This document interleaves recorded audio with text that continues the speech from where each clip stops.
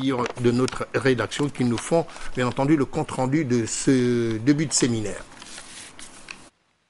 Ces assises relatives à la validation du manuel de procédure de tests législatifs et réglementaires viennent mettre à la disposition de l'ensemble de l'administration et différentes institutions des outils techniques et pédagogiques permettant de mieux appréhender toutes les étapes par lesquelles un projet de test doit passer avant sa publication dans un journal officiel.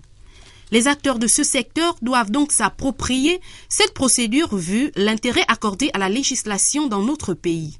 L'élaboration des textes occupe une place prépondérante dans la vie d'un État, dans la mesure où la mise en œuvre du programme de société passe par l'adoption d'une législation appropriée. Il a été arrêté d'élaborer à la majorité un projet de manuel qui servirait de canevas aux initiateurs des projets de texte en vue qu'ils aient une connaissance parfaite de toute la procédure relative dans un processus normé.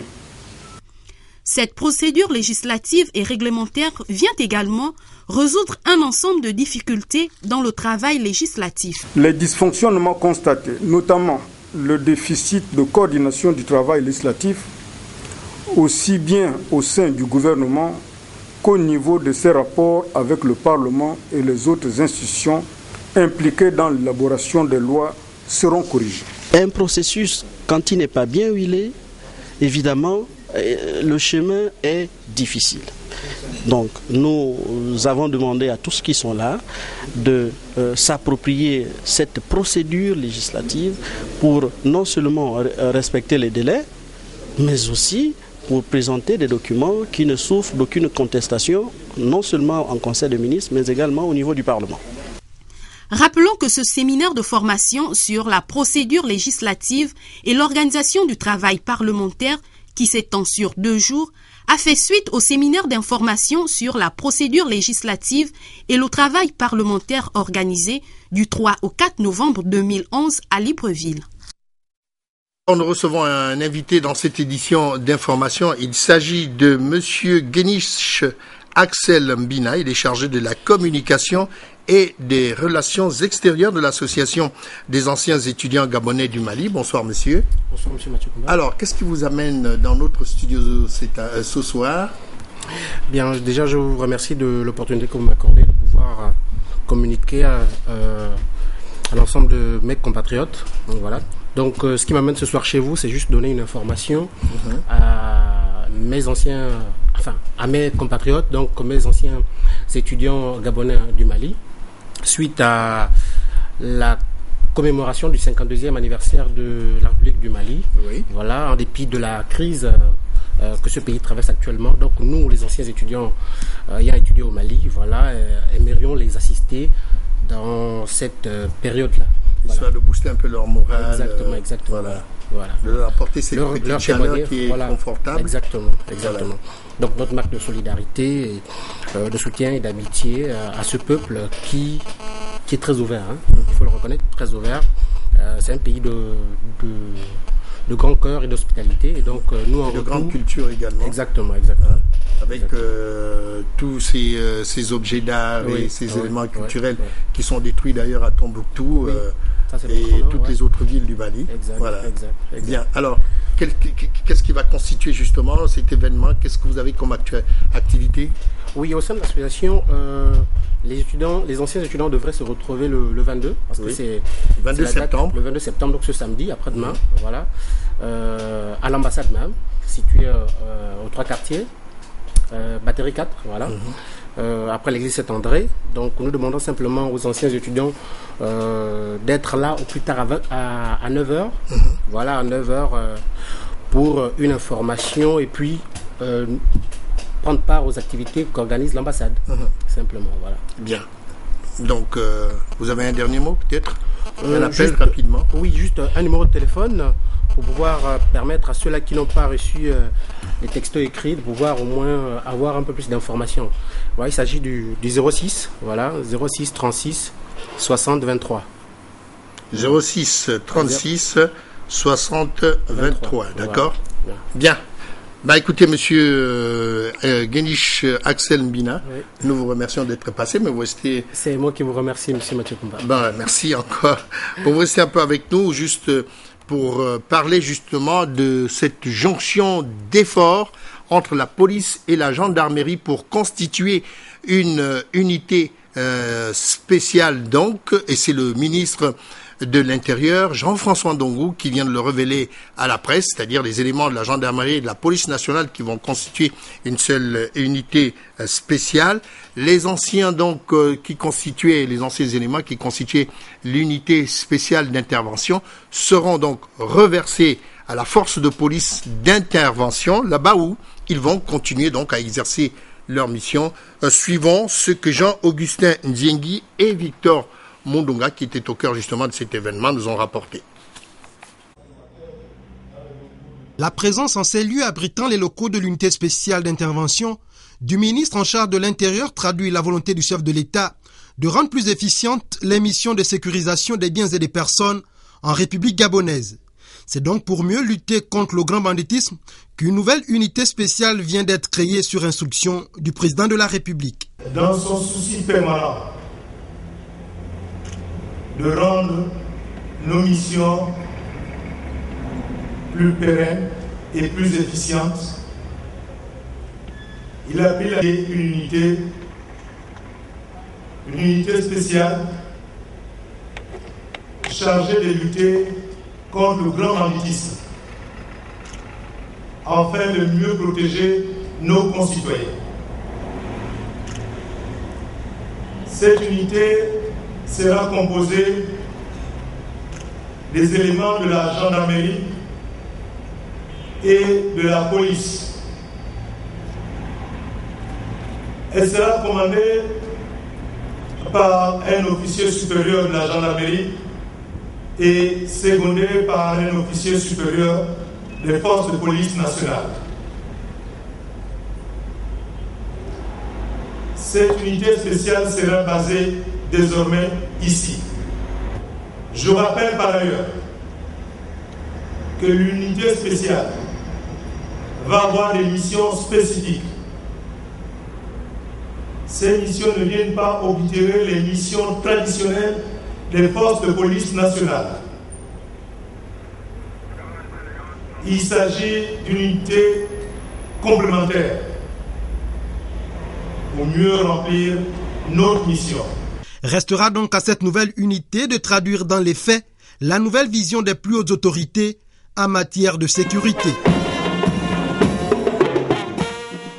On va dans un autre ministère pour parler justement de la rencontre d'Honorine Zebitege, qui est elle donc ministre des Affaires sociales. Cette rencontre avec l'association des femmes musulmanes, but principal, c'est la présentation de cette association à ce membre du gouvernement.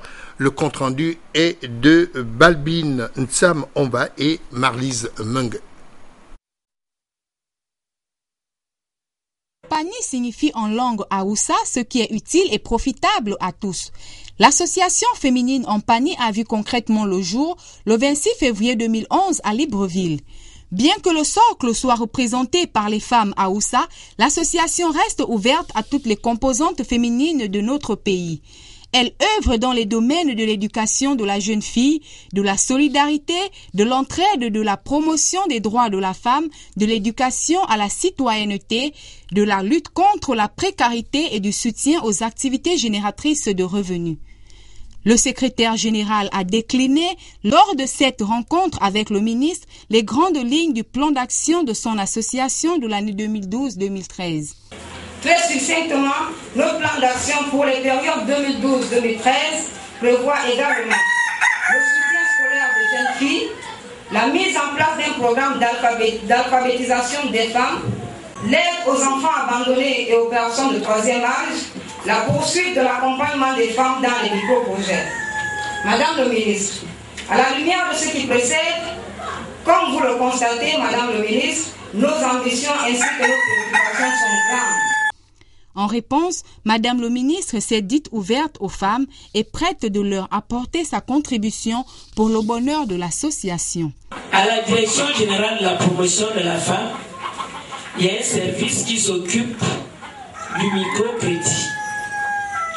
Vous pouvez vous mettre en contact avec ce service pour qu'ils vous disent qu'est-ce qu'il faut faire, quels sont les documents que vous pouvez produire pour pouvoir bénéficier de cela. S'agissant des droits de la femme, c'est toujours cette direction générale. Et moi-même, puisque je suis expert en droit de la personne. Madame le ministre est vue par l'Association des femmes musulmanes comme un partenaire sûr parce que maîtrisant parfaitement le domaine de la vie associative du Gabon. Cette rencontre aux élans de prise de contact a jeté les bases d'une collaboration sincère qui commence. Parlons à présent de cette visite de terrain que vient d'effectuer donc le conseil d'administration de la Société nationale immobilière ce mercredi. Le but visé, bien entendu, est de voir l'état d'avancement des travaux de la construction donc des logements sociaux et bien entendu de la viabilisation des terrains. J'y arrive. Il s'agit donc principalement des maisons donc des logements sociaux dans les sites d'Akournam et des Sassa. Voici les détails de tout cela avec Wirvin Ovandong sur les images des Sono, Ovono et Sono et Victor Mundunga. Sites qui ont été retenus par la SNI pour abriter de futurs logements sociaux. Pour ce site d'Akournam 1, 160 habitations y seront bâties et celui des Sassa, 930. Les travaux d'aménagement et de viabilisation se déroulent. Les stratégies de travail nous sont ici dévoilées. Compte tenu de la programmation en fait et de l'attente en termes de libération de construction de logements, nous sommes obligés de mener les activités de front. Donc les travaux de viabilisation se font à l'avancement. Les travaux de construction vont démarrer également au courant alors que les travaux de viabilisation ne sont pas terminés. C'est pour ça qu'il y a un planning de travaux qui prévoit la libération de plateformes au fur et à mesure. Et à chaque fois qu'une plateforme sera libérée, une entreprise de construction sera engagée pour pouvoir démarrer les travaux. À l'issue de cette première visite des chantiers, le conseil d'administration n'a pas manqué d'exprimer sa satisfaction tout en réaffirmant son soutien au projet de la SNI. On s'aperçoit que la politique du chef de l'État de construction des maisons, ce n'est pas seulement des vœux pieux ou bien des tutériques. Là, on commence à voir la matérialisation de ce qui doit être fait et qui va être fait. Et c'est d'autant plus heureux que l'ASNI, qui est le bras séculaire de l'État, va ouvrir la voie à ce grand challenge-là de construire des maisons pour les Gabonais. Et je dois vous avouer que ce qu'on a vu aujourd'hui nous conforte dans notre détermination à soutenir la politique du chef de l'État encore plus, aller de l'avant et permettre aux Gabonais d'avoir accès à la propriété. Début octobre est la date prévue pour le lancement des travaux de construction de ces logements. Déjà, l'assurance est faite aux Gabonais que ces habitations leur sont destinées. Les Gabonais seront informés sur les modalités de commercialisation de ces logements. Il est évident que les logements leur sont destinés. Donc nous demandons aux Gabonais, le moment venu, de déposer des dossiers à l'ASNI qui seront examinés selon des critères qui seront rendus publics parce que nous voulons gérer cette opération dans la transparence la plus totale. La SNI réalisera environ 3000 logements sur toute l'étendue du territoire national. Des ouvrages qui, à terme, viendront un tant soit peu résoudre le problème de logement social dans notre pays. Voilà, c'était donc Wirvin Ovandang et bien entendu Rodney Ovono et Sono sur les images de Victor Mundunga. Un autre projet du chef de l'État, un des grands projets du chef de l'État Ali Bongo Ondimba, celui-ci qui s'est matérialisé déjà, mais qui suscite quand même quelques petites préoccupations ou quelques petites craintes de la part des usagers. Vous allez le voir justement dans ce reportage. Il s'agit de celui qui concerne l'échangeur donc de Zeng Ayong. Et ces derniers doutent donc de la qualité des travaux. Je ne vous en dis pas plus. Voici ce que nous a rapporté Edgar Djembi Dukaga sur cette question.